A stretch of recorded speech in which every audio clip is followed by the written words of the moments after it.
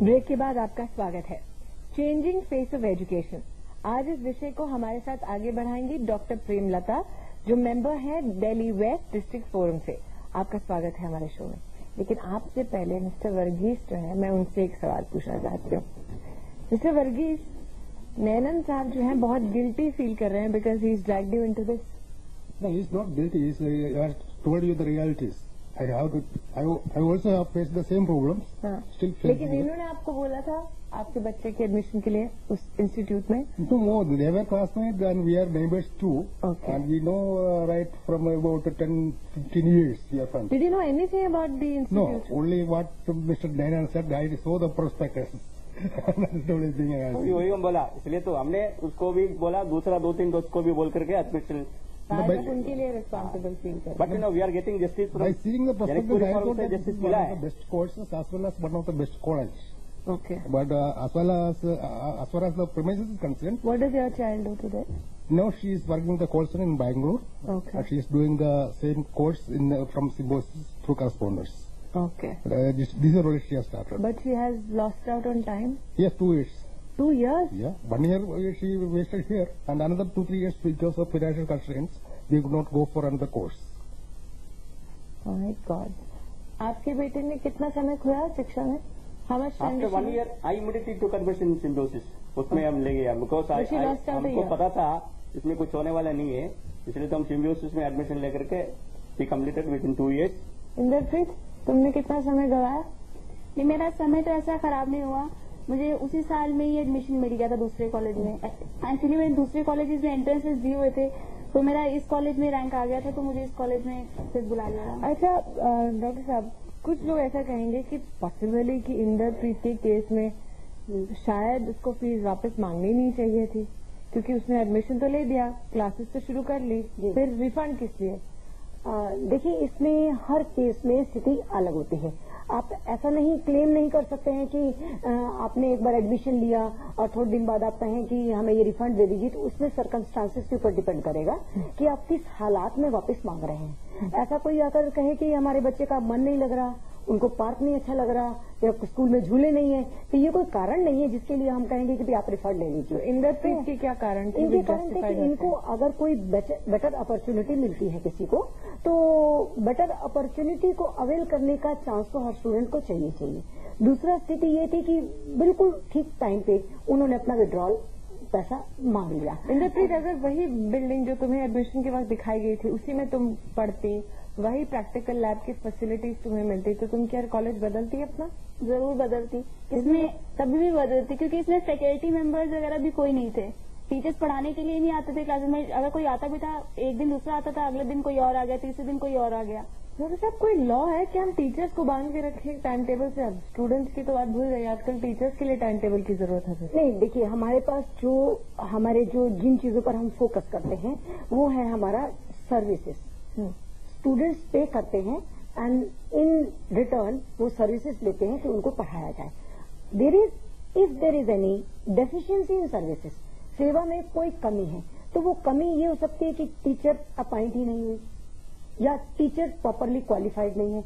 अब टीचर ने अच्छा नहीं पढ़ाया या स्टूडेंट ने अच्छा नहीं पढ़ा, ये तो सवाल दूसरा हो जाएगा। लेकिन टीचर जो हर रोज बदलता रहता है वो भी आपका on the part of institution it can be a deficiency.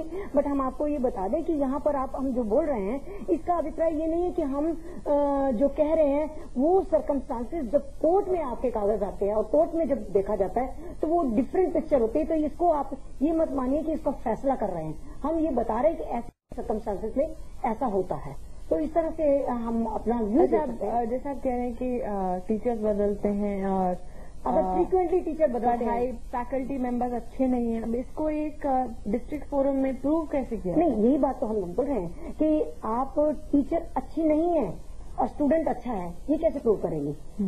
अगर बार बार आप टीचर बदल रहे हैं, एक ही सेशन में आपने 3-4 टीचर, वो on the part of institution unset practice भी हो सकती है या डेफिशिएंसी सर्विसेज भी हो सकती है। प्रूव कैसे किया जाएगा? ये प्रूव करने के लिए तो रिकॉर्ड के पास है, record will come when school is made party. School जब आएगा तो वो अपना रिकॉर्ड उनसे मंगा सकते हैं हम लोग कोर्ट में। अच्छा, ये जैसे नैनन साहब ने कहा कि उन्होंने पढ़ा कि बरकतुल्लाह यूनिवर्सिटी के साथ कनेक्टेड है, इसलिए उन्होंने फीस भर दी। अब आजकल एक नया ट्रेंड निकल पड़ा है, क्योंकि बहुत सारे स्टूडेंट्स ऐसे मिलते हैं जो कहते हैं कि हमने प्राइवेट इंस्टीट्यूशन में इसलिए लिया है क्योंकि उसकी कोलैबोरेशन है फला से। जी, जाकर अगर पूछो एजुकेशन डिपार्टमेंट में, वो कहते हैं कि ऐसी कोई बात ही नहीं है, वो लोग झूठ बोल रहे हैं और एड गलत छाप रहे हैं। नहीं, वो बिल्कुल आपने सही कहा। ये जो आप बात कर रहे हैं अभी ऐड करने की और झूठी क्योंकि इनसे मैंने जब पूछा क्या जानते थे, उन्होंने कहा ऐड देखा था, नीचे दिखा था बरकतुल्लाह। बिल्कुल ठीक कह रहे हैं। और इसी चीज को देखते हुए अभी 2002 में इसी एक्ट में अमेंडमेंट किया गया है और स्पेसिफिकली उन एड्स के लिए ये कहा गया कि it will amount to unfair trade practice. तो आपके न्यूज़पेपर को भी पकड़ेंगे आप? न्यूज़पेपर को नहीं पकड़ेंगे, जिसने ऐड दिया उसको पकड़ेंगे। न्यूज़पेपर का तो काम है, जो उनको दिया जाएगा वो छाप देंगे। Newspaper will not come in the picture, it is the person जो ऐड दे रहा है उसको हम पकड़ेंगे कि उन्होंने जो कहा है, या तो वो जो कहा है उसको सच करके दिखाएं, अगर वो सच नहीं है तो वो गलत बोल रहे हैं। It will come unfair trade practice. आप एक खास मेहमान है हमारी, क्योंकि आप आई हैं बॉर्डर के उस पार से। जी, मैं लाहौर से हूँ और मैं प्रैक्टिस करती हूँ वहाँ पर। मैं लॉयर है? जी, मैं लॉयर हूँ। मैं प्रैक्टिस कर रही हूँ 18 साल से। मैं ये पूछना चाहूंगी कि जब अगर आपके इस कानून के मुताबिक वो सही डन नहीं कर रहे स्कूल, तो आप उनको बैन या उनको कुछ स्टे तो नहीं देते? स्टे क्यों नहीं कर देते हो ऐसे स्कूल्स को जो आपके कॉन्स्टिट्यूशनली या आपके असूलों के मुताबिक नहीं चल रहे? डॉक्टर साहब, अब जवाब। हाँ, देखिए, हर व्यक्ति का या हर एक इंस्टीट्यूशन का अपना अपना काम होता है। कोर्ट का काम है जो केस हमारे पास आता है उसके सारे फैक्ट्स को लेकर, उनकी सारी फाइल्स को लेकर पेपर से लेकर देना। अगर ये पाकिस्तान से ना भी होती तब भी यहाँ पे जितने भारतीय बैठे हैं वो भी यही सवाल करते हैं। कितने करते हैं ये सवाल? हाथ उठाएं। सबके सब यही सवाल करते हैं। नहीं, बिल्कुल ठीक कह रहे हैं, पर ये सवाल कोर्ट को नहीं होगा, ये सवाल उन संस्थाओं को होगा या उस सरकारी एजेंसी को होगा जिनको स्टे करना चाहिए। आपको अगर ये बात कहनी है तो वहां जाके कहिए, ये आप इन्फॉर्मेशन कलेक्ट करिए। ये एक अच्छे नागरिक का लक्षण है कि आप उन इन्फॉर्मेशन को कलेक्ट करिए। आप एजुकेशन डिपार्टमेंट के पास जाइए और जाके बोले कि ये लोग ऐसा ऐसा ऐड दे रहे हैं। बाय लॉ आप प्राइवेट इंस्टीट्यूशन कैसे खोल सकते हैं देश में? कोई लॉ है, कानून है? नहीं, ये तो आप एजुकेशन डिपार्टमेंट से पूछिए कि एजुकेशन डिपार्टमेंट के नॉर्म्स के अंदर नहीं खोल सकते हैं तो आप बताइए कि ये खुले हुए हैं और आप इन्फॉर्मेशन दीजिए। ये जागरूक नागरिक का कर्तव्य है कि जाकर कहिए। कोर्ट उसमें कुछ नहीं करेंगे। अच्छा, क्या डिफरेंस है कंज्यूमर कोर्ट में और एक नॉर्मल कोर्ट में when it comes to such cases? Civil court में आप जो है ना, देखिए, सिविल कोर्ट में एक हायरार्की है आपकी। सिविल कोर्ट डिस्ट्रिक्ट लेवल का है, हाई कोर्ट है, सुप्रीम कोर्ट है। जबकि कंज्यूमर फोरम जो है इट इज एक्सक्लूसिवली कंज्यूमर्स के लिए। कंज्यूमर कौन होगा?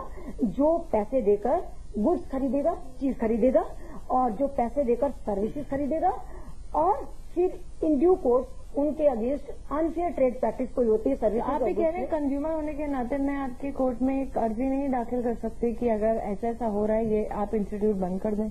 नहीं, इंस्टीट्यूट बंद करें नहीं करेंगे हम। आप कहेंगे कि आपका क्या केस है, आपका क्या ग्रीवेंस। अगर मैं एक पब्लिक इंटरेस्ट लिटिगेशन भी करना चाहूँ तो आप लेंगे ही नहीं? हम नहीं लेंगे, वो तो आप हाई कोर्ट में जाइए कोर्ट में, जो सिविल कोर्ट में जाइएगा। पब्लिक इंटरेस्ट लिटिगेशन के लिए नहीं है ये, एक्सक्लूसिवली कंज्यूमर्स के लिए। कंज्यूमर जिसने पेमेंट किया हो और चीज खरीदी हो, सर्विसेज खरीदी हो, बस।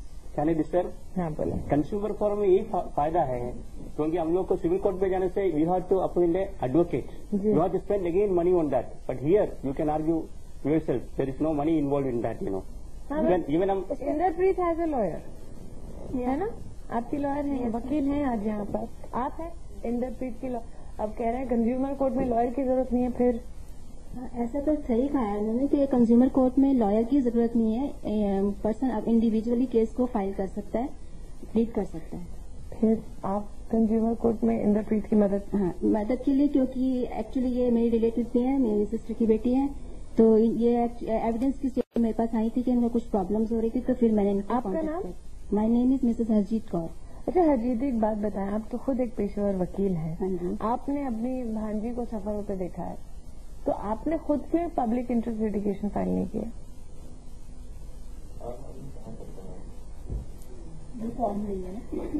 ये आम नहीं है, आप भी आम नहीं है।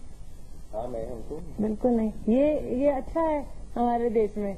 एक्सक्यूज, आम आदमी बेचारा क्या करेगा? आम आदमी आते हैं, आम आदमी इसमें कुछ नहीं कर सकता, वो सोचता भी नहीं है मैं ऐसे करके भी किसी के बरखिलाफ कुछ बोलूं। लेकिन इसे नैनन तो कर रहे हैं ताकि उनके जैसे दूसरे लोग सफर ना करें। सफर ना करें, जब किसी को प्रॉब्लम होती है मुझे उनको जब खुद ही सफर करना पड़ता है। लेकिन अब तो उनकी बेटी है अब्रॉड, तो उनको तो फिर भी लड़ने की जरूरत नहीं है। और मैं यहाँ से देख रही हूँ नैनन साहब में ना कोई सोने चांदी ना हीरे मोती जड़े हुए हैं।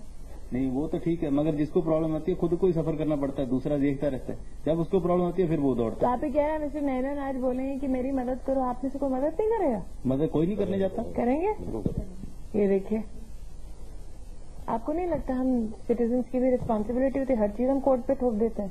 देखिए सिटीजन्स की तो रेस्पॉन्सिबिलिटी पूरी है, लेकिन मैं एक बात यहाँ पर क्लियर करना चाहूंगा कि आजकल जो मीडिया है ही पूरा है, चाहे वो इलेक्ट्रॉनिक्स ले लें चाहे प्रिंट मीडिया ले लें, अब वो विदाउट रेस्पॉन्सिबिलिटी के कोई ऐड छाप दें, और क्योंकि पब्लिक के अंदर जो तुरंत जाता है पहले वो मीडिया का ही जाता है। हम लोग जो मीडिया के भी तो आप ही कान खींचेंगे। मीडिया के कैसे कान खींचेंगे?